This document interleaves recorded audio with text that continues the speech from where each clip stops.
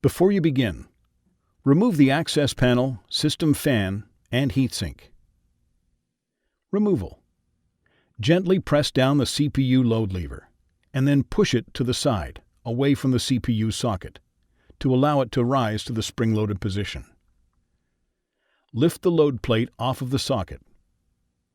Grasp the edges of the CPU and carefully remove it from its socket.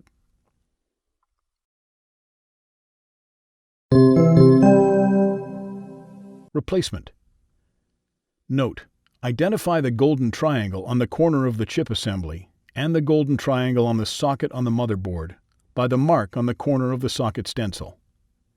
Hold the CPU over its socket in the motherboard and align the golden triangle at the corner with the corresponding triangle marked on the motherboard. Place the CPU into its socket on the motherboard.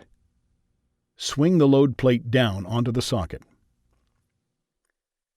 Push the CPU load lever down and then sideways to secure the CPU.